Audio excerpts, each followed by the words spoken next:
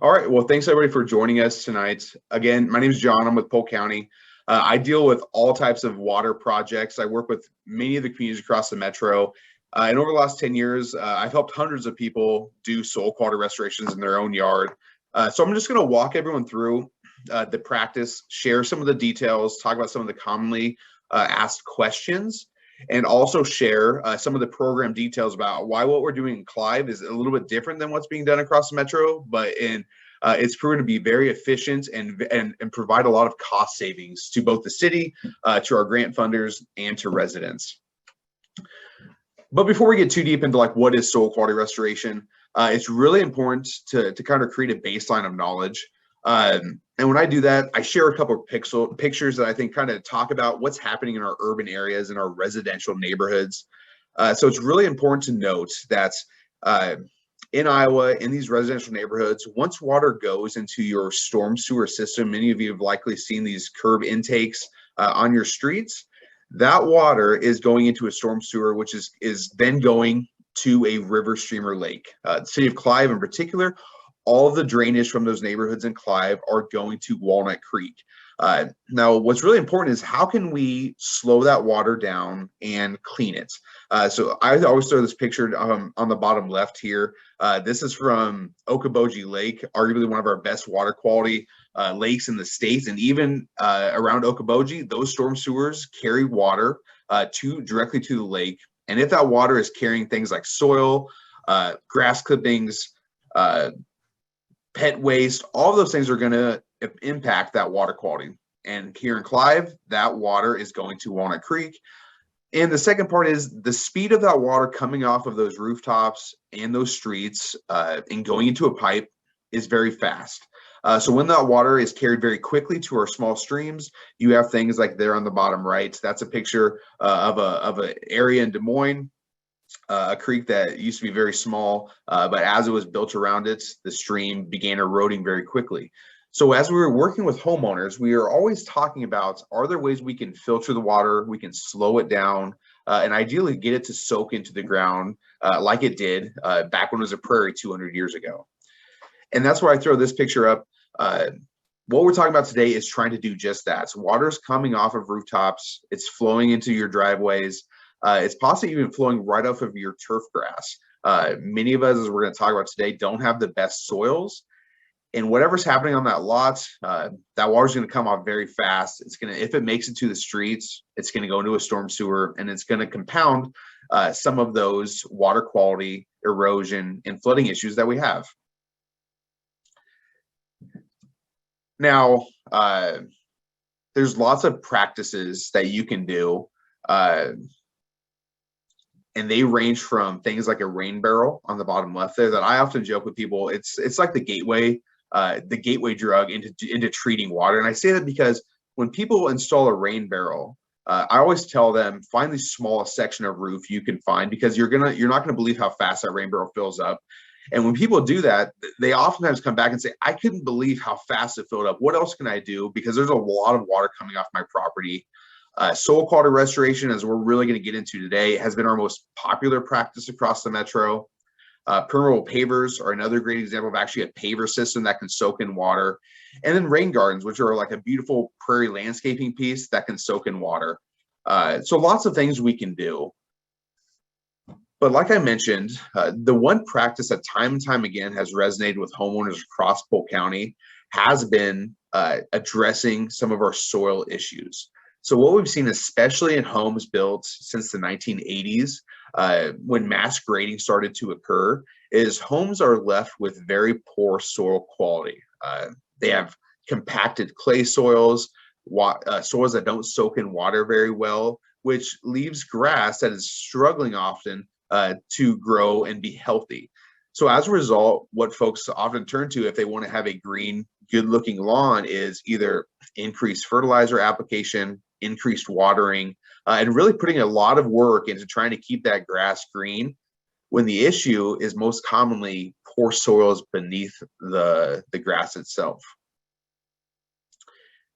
And that's where soil quality restoration comes into play. Now, me as a conservationist, I love soil quality restoration because it's going to help your lawn actually absorb more water.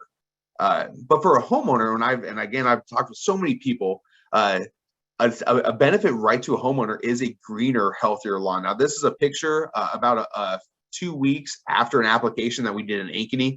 You can see there on the left that stark green difference, that line, and the yard on the left is where the compost was applied. And if we kind of go down like the numerous benefits of this practice, at the end of the day, it's going to reduce the compaction in the lawn. It's going to increase what we call pore space, which at the end of the day, how well your soil soaks in water has a lot to do with how much pores, which are kind of like the holes in a sponge, how many of those holes are in the soil. And when we, as we'll talk about in a minute, add compost to the yard, we're injecting a lot of organic matter into that soil, which is going to improve pore space. And at the end of the day, it's all going to result in more water soaking into the ground, less water running off into the streets, and a greener, healthier lawn that many of us would like to see. I know that's I love having a green lawn that my kids can play in, and it all interrelates back to the soil. But it's really important. I love to throw this on because this is what the city of Clive is trying to get out of this project. This is what other communities are trying to get out of this is, at the end of the day, we want water to soak into the soil. And if it's compacted, rock hard clay with grass that's struggling to survive on the surface, it's simply not going to soak in water really much better than concrete. So we're trying to turn these grassy areas into little areas that can capture water rather than just compounding some of our downstream problems or problems in the streets themselves. But to get to the nitty gritty of it, I know that many of you have never heard of soil quality restoration before. I drop the name like it's one of my children's names, soil quality restoration. I say it daily, but it's a fairly simple process that we've been through with hundreds of homeowners across the metro. And there's really 3 steps to the process. Number 1 is we're going to do a deep tine aeration across the turf grass. Now, I say deep tine because our goal is to actually pull out 3 to 5 inch deep core plugs out of the soil. Now, many of you may have aerated your yard before, and you may have tried walk behind aerators. Many times those walk behind aerators only pull out maybe a 1, maybe 2 inch plug out of the soil. So we really work with contractors to bring in larger, heavier duty aerators to pull out those deeper plugs. So then when the second step happens, the most important step, we're actually going to spread compost over the yard, over the existing grass. Now you can see in this picture here, it's kind of small, but some of our contractors actually use a spray truck and they spray it over the lawn. Some contractors actually spread it by hand with their staff. Others have walk behind spreaders. There's many techniques, but essentially what you're going to be left with is a yard that has a 1/2 inch to 3/4 of an inch of compost spread over the entire lawn. And then the final step that we oftentimes recommend is doing an overseeding over the compost, which again just helps add to the lawn and really ensures that we want to make sure homeowners are getting a good quality product, and we want to make sure that we're getting the compost applied. So we are including an overseeding as well. And what we experience is that yard's going to turn black, and I have had so many phone calls. People call me right after and say, "John, my yard's all black." And you're like, yes, that's what the intention is. And what it usually takes is in about 7 to 10 days with some rain, or if we don't have rain in the forecast, we recommend watering. That compost is actually going to work its way down into those core plug holes. That grass is going to grow right up through it. That seed is going to germinate. And you're just simply going to be left with a couple weeks later, you won't see any of that compost. It's actually going to be working its way down into the soil. Now, what's unique about, Pete mentioned some of it, what we're trying to do here in Clive is what many folks have kind of coined the term a batch and build approach. So Clive has received some grant funding. They've also dedicated some city funds. And what they're offering to each homeowner is to cover 50% of the cost up to $1,000 per property. Now, what's a little bit different, now many communities have programs across the metro where they split the cost with homeowners. But most of those communities require the homeowner to go out and find a contractor to submit an application, and once approved, they hire that contractor, they front the entire cost, and then are reimbursed 50% of the price. Now, what we found, we actually did this last year in Polk City, is what if we could group those projects together, bid out the projects in a large grouping and hire one contractor who's going to many times have lower prices because they can line up a whole list of projects and really simplify it for homeowners. So then the city actually hires the contractor on behalf of the homeowner. The homeowner no longer has to front the entire cost of the project. They simply provide their 50% payment to the city. The city pools the funding, and we're able to basically go block by block and install these practices and groupings. Now, what that has resulted in, where we've done it, is it lowers the cost. It's much more simple for the homeowner, and really at the end of the day, allows us to do, in this case, our goal is to do 100. The one-on-one approach, no one's been able to get those type of numbers. We were able to do 65 in Polk City last year, and as Clive and Polk County and others were discussing what could be done for Clive residents, we saw an opportunity to take what the lessons learned there and apply it to even with setting even a larger goal. Now, it's important with this different approach that we've actually outlined a project timeline. Now, some of you may have seen the newsletter bulletin that went out. You may have seen some of the information going out on social media, but this is the timeline that will get us towards what would be a fall application. So we expect all these projects to be completed this fall. And this is kind of what's going to get us from today to fall. So May 16th, the program's going to open, and folks can apply to the city via the websites to be put on the list of potential projects. Once we have a list of homeowners, and it will be first come, first serve, we do expect to do, we have funding to do around 100 yards. And we will prioritize those who applied first. Once we have that list in June, we're actually going to bundle those projects together, and we're going to bid it out and hire a contractor. That contractor will, at the end of the day, be providing a cost on a per square foot cost. And then in July, after we have finalized that cost with the contractor, we will notify each homeowner that applied on after May 16th. And that homeowner will, in that notification, will be, this will be the total project cost to do your yard. And you'll have 45 days to provide your payment to the city if you would like to proceed. And once we've received all those payments, the contractor will be getting the go-ahead. Generally around September 1st is when we start doing these soil quality restorations. And we have a season that goes until around mid-November. And so our goal is by grouping these together is to do them all this fall. Now, it's important to note that no one, until you provide payment to the city, is going to be held. Now, you could apply and you could get your cost estimate and you say, hey, that just doesn't work for me this year, or it's not something something came up, I don't want to proceed, and that's perfectly okay. But once you make payment to the city, you're going to be put on a to-go list. And we will be starting the scheduling process because we want to be very efficient as we start the actual applications this fall. Now, it's important to know, so once we bid out the project, and generally we see an application cost of 25 to 30 cents per square foot. Our hope would be that through this bidding, we would see on the lower end of that spectrum, possibly even lower, but we do know gas prices and other things are real world impacts. So we would know what the contractor is going to be charging, and we would actually be measuring each yard and doing a quick site visits to make sure that our measurement is accurate. So here's an example of an actual measurement. This is a house I just picked randomly in Clive. We have some mapping programs where we would map out the yard. So in this case, the yard measured out to be 6,137 square foot.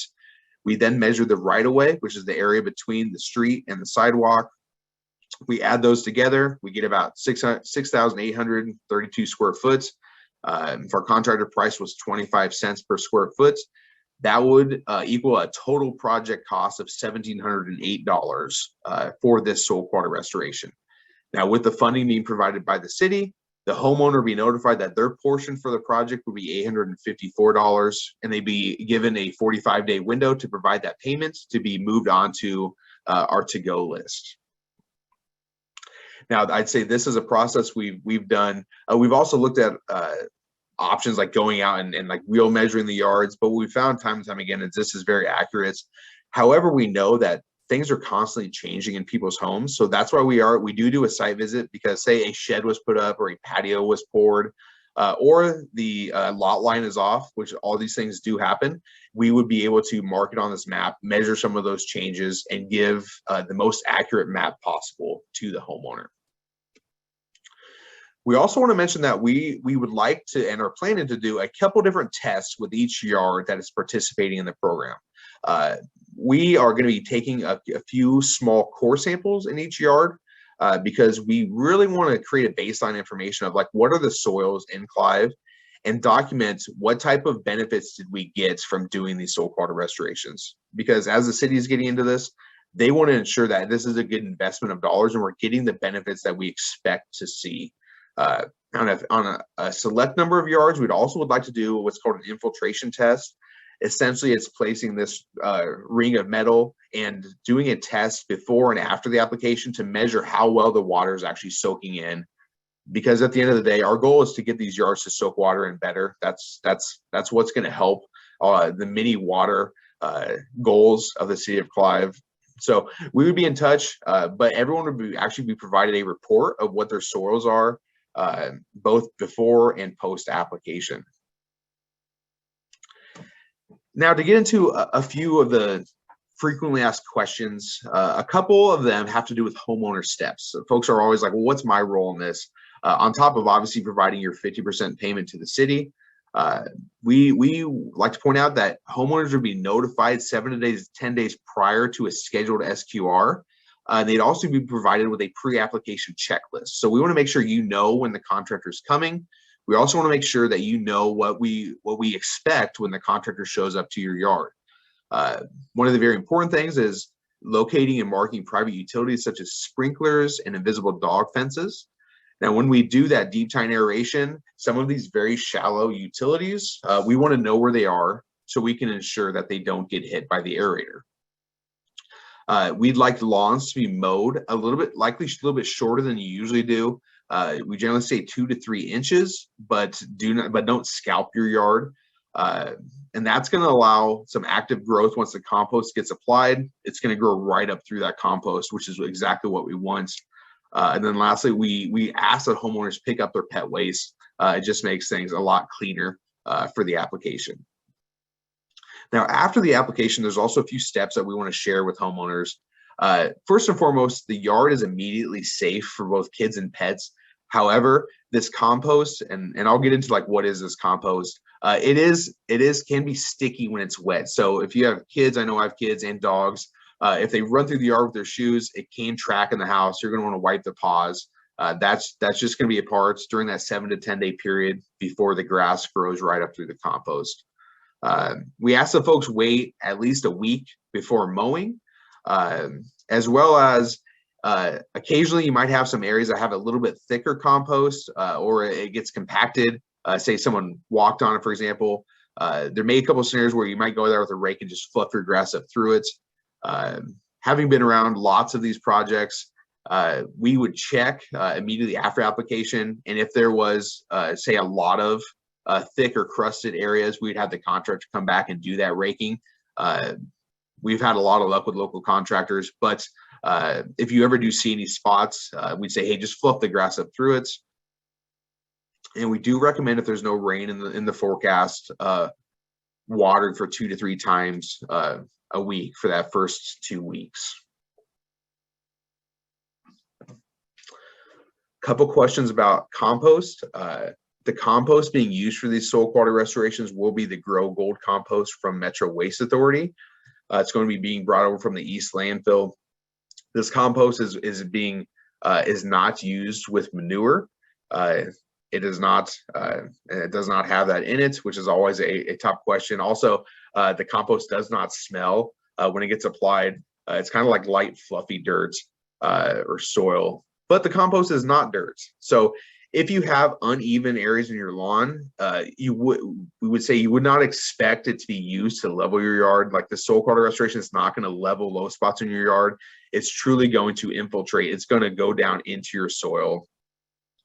And we also have to point out that compost is not going to kill weeds. The goal of this project is to like truly improve the soils, improve letting water soak in, reduce watering needs, reduce fertilizing needs. But if you have a lot of weeds in your yard, you can expect to still have a lot of weeds after the saltwater restoration. It's not going to, we all know that having a lush turfgrass lawn requires work to keep it that way. And the compost is not going to, the compost is directly impacting the soils underneath your lawn. And lastly, a lot of folks ask, well, what about my lawn treatments? Now it's worth noting that compost is a natural fertilizer. It's going to provide a lot of nutrients to the yard. So the contractors we work with, most of them recommend to stop fertilizing 3 to 4 weeks prior to the soil quality restoration, and that if you choose to, you could resume 3 to 4 weeks post application. But it also is worth noting that it is a great natural method, and you may not need much fertilizing post application. Now, it is also worth noting that we know many folks do some spot treatment of weeds that can continue directly prior or post application. So I had this slide earlier, I had the header, but we wanted to point out too that Clive is just launching this program for the first time, and the goal is to really get a lot of folks to do the soil quality restoration. But it's worth noting that what if you wanted to do another practice or hire an individual contractor of your choosing, and you wanted to do the more traditional routes? I wanted to mention that Clive has also been considering kind of the one-on-one approach as an alternate method, and you can likely expect some of those options being provided in the future. The goal really is to provide as many homeowners with as many options as possible. But again, the benefit of this soil quality restoration is such a simple project that it really can be mass produced. It can really see some of the benefits of that grouping together. And we really are excited to help bring this to Clive. And I threw this slide on there. We're going to go into some questions. We'll go through your chats. But here we've been doing some trainings across the metro. This is a great picture showing the compost over. Now you can see here how the grass is not sticking up through it. Now this picture is from some demo plots we did where we were showing city staffs what a proper application looks like, what an over application looks like, and what not using enough compost looks like. This is a great picture of this is too much compost. So when we bring in some of these expert contractors, it's really a specific look they're trying to achieve. But this picture really does show that fluffy, light compost that would be applied.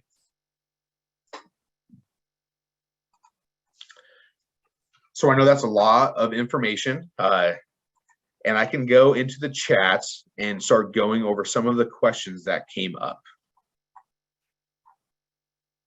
Excellent. And John, Julia can help you as well as we get to those. Yeah, definitely can. So we've got a whole list of questions, and we'll start in the order they came in. So the first question is, how is mowing affected by SQR? Yes, it's really overall minimally affected. The big key is around the actual application. Again, we want the yard mowed a little bit shorter than usual right before application. The grass is going to grow up through the compost. You'll have that 7 to 10 day period where the compost is working its way down. After that, you're going to be left with basically a traditionally mowed lawn with some grass that may be growing a little faster because it's happier because rain is actually soaking in. Excellent. Then Michelle was asking, how often would you have to repeat a treatment? Yes. So having worked with lots and lots of people doing this across the entire metro, most folks view this as a one-time application. We've done some pre and post testing. Generally what we see is like a 3 to 5% increase in organic matter, which is, when I work with farmers, that when we're talking about working with farmers, that might take 30 years to achieve that same benefit. So most people have one time and they see the benefit and it helps their lawn. We've had a few areas where people just had really, really degraded soils and they really like the benefit and they have completed it multiple years in a few rare circumstances. Excellent. So Bert is wondering about the diagram you showed of the example yard. Is the right-of-way treated and who pays for that portion? Yes, we are planning on including the right of way as part of the yard application. We've talked a lot internally about this, and again, my experience has been with homeowners. If you treat the lawn, most folks want to see their right of way have the same benefits. You don't. I would say most folks don't want to see like a greener, lusher lawn and then have a right of way that doesn't also look equally as good. So the plan is to include the road right of way, and it would be included in that same 50-50 split. Okay. And then if we're not getting enough of an answer, let us know in the chat. Okay. So someone was asking how many cubic yards, but I think that goes back to how thick is the application. Yes, so we would actually do a calculation. I'd say for a good stand of lawn, we're usually closer to a 1/2 inch application. If you had a lawn that was really sparse, the 3/4 of an inch, it would be closer to the 3/4 of an inch. And we would work very closely. We'd actually will be visiting each yard prior to application to make some of those calls about what's best for the yard. On average, I'd say 6 to 10 cubic yards for an average lot size is how much compost is going to be brought on site and then spread over the yard. Okay, Corey has a question. Should we dethatch beforehand? Yes, it can be a benefit. It's not required, but when I've talked to some of the contractors, I've asked them that same question. They said it can be a great addition if you do dethatch before application. Okay, and that would be the homeowner's responsibility? Correct. It is not required. It's not necessary to achieve the benefits of the soil quality restoration, but it certainly can benefit the lawn. All right, then I'm wondering if you can address Ron's question more related to the benefits. His lawn is already in good shape, so why would he be interested? Definitely. I'd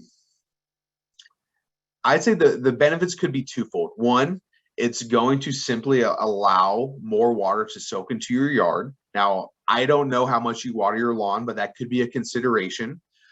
Two, it's simply going to make your yard more durable during adverse periods. So we all know about these very dry periods of time. We know about these very wet periods of time. Improving the underlying soils is going to make your yard more resilient. But again, if you have a very well functioning lawn, and if you dig in your lawn and it's black soil and it looks really good, honestly, that might not be the best application of this project. Okay, we have another question from Shelley about the overseeding. You mentioned overseeding after the treatment. Couldn't you overseed with native grass? So native turf is a practice that we've helped a lot of homeowners do. A couple things. We've seen more success where people do a complete change from a cool season grass to the native turf.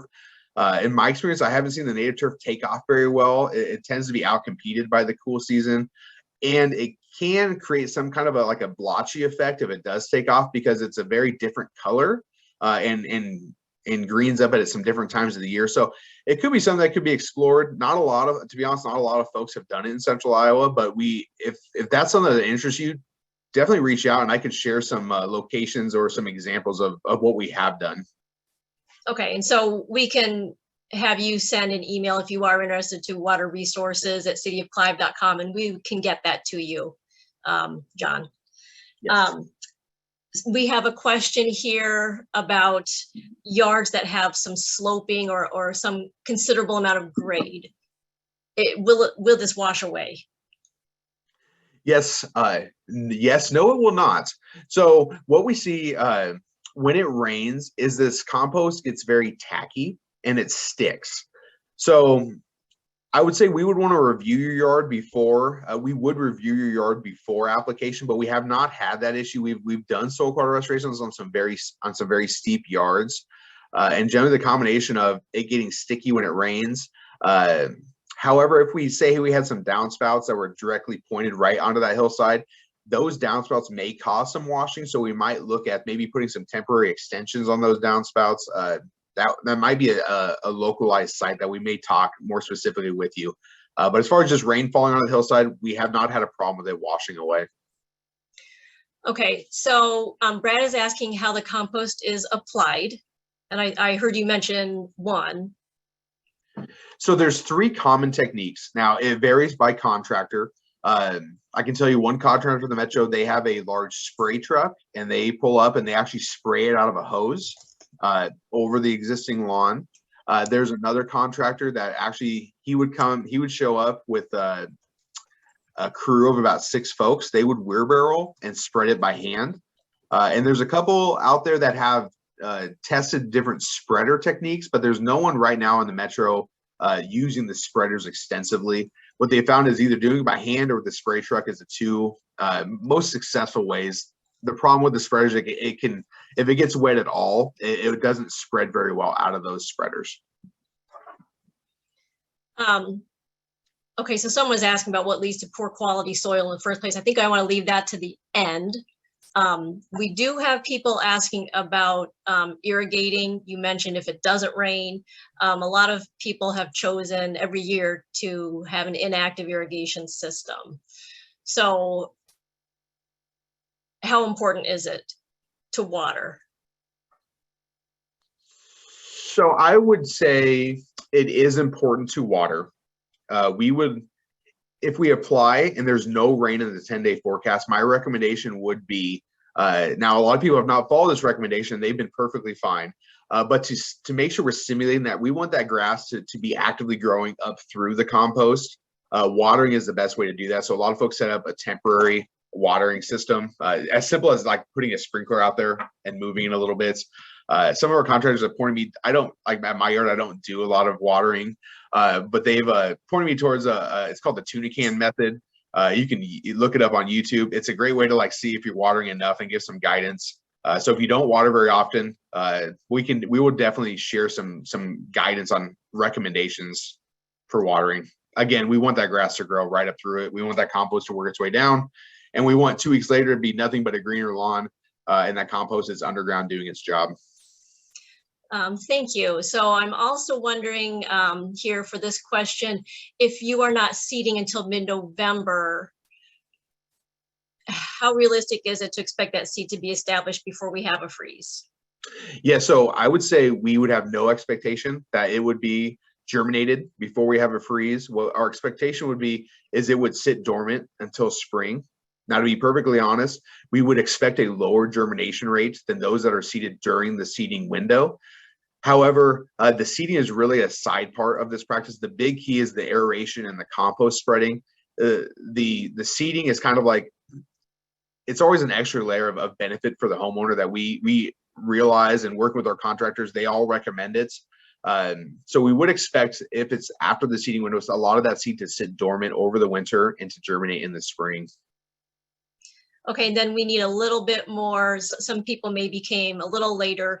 If you explain the nuts and bolts. So attending this meeting is not an application.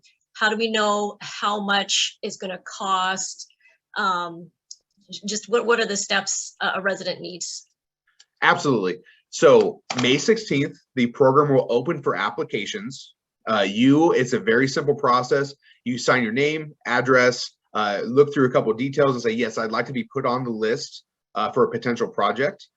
Once we fully understand how many projects, how much interest we have from the community, because it will matter if we end up with 25, 50, or 100 or 200 folks that say, I'm interested in participating in this, it may change how we bid the project out. But once we have that list, we're going to bid it out to a contractor. We're going to find the lowest priced contractor who can successfully complete the job. And we will know from that bid that their cost is, say, 25 cents a square foot. We then will go through the list through as a first come, first serve, and we will measure each individual yard. And we will provide a cost to each homeowner. So those of you that may have missed the example, we may measure out the yard and the total cost is $1,500.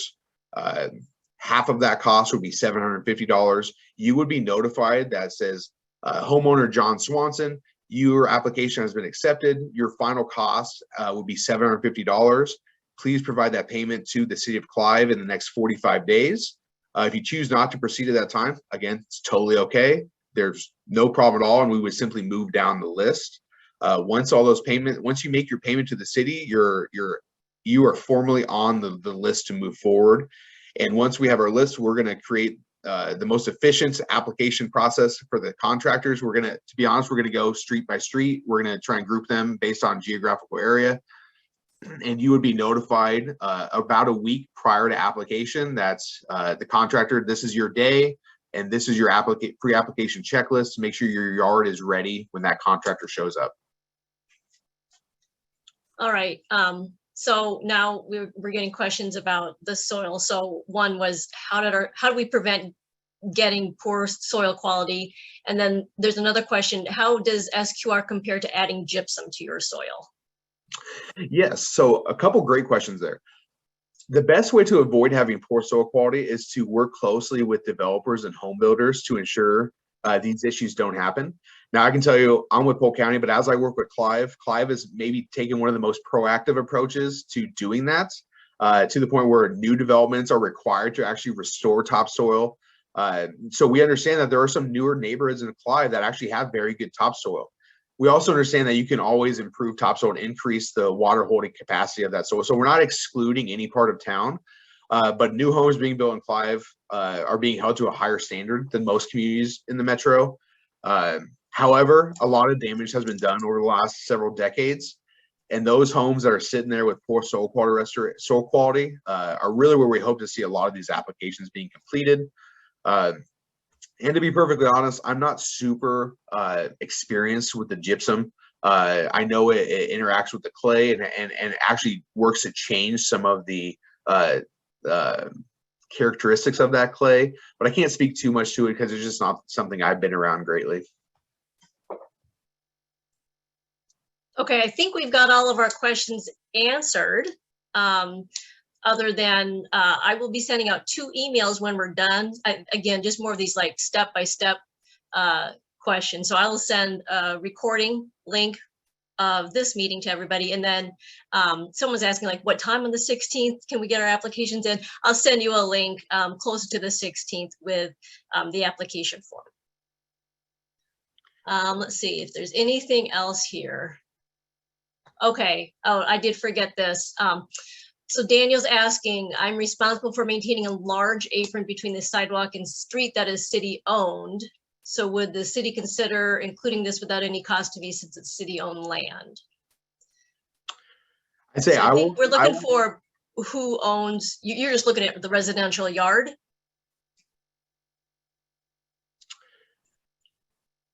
So I would say I would share that information with the city. I'm not speaking on behalf of the city. There may be some unique cases where if it's a very large area, it may be different. In general, the small right of way between the sidewalk and the streets, to be realistic, that may be $20 out of pocket, a very small number.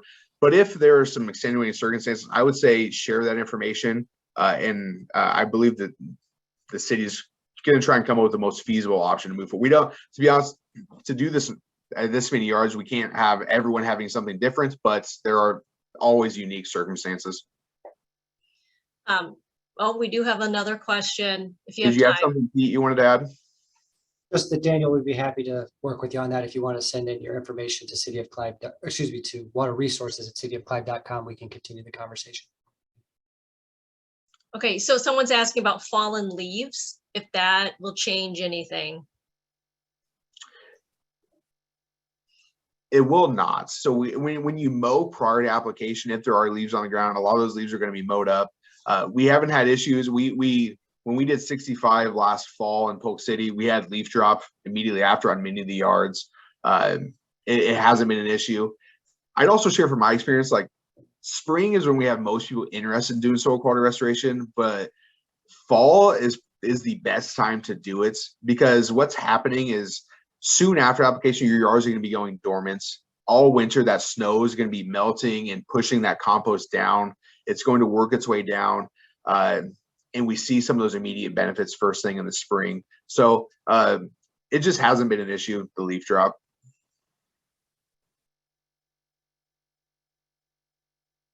Okay, I'm just seeing a lot of thank yous in the chat. I don't know if there's any other closing words we need. I would just add to to leave everyone with this, that's the city of Clive's really took a very proactive approach to try and find some grant funding to bring a program to homeowners. It's somewhat unique. It's kind of the direction we're really trying to take because it's so efficient. It's much more cost effective. So I'd say this, what we hope would be the first of many great projects to partner with homeowners. It's a simple practice, lots of great benefits. So I'm excited to see it carry forward. Excellent. Thank you, John. Thank you, Julia. If we didn't get to your question today, please, again, you could email those to waterresources@cityofclive.com.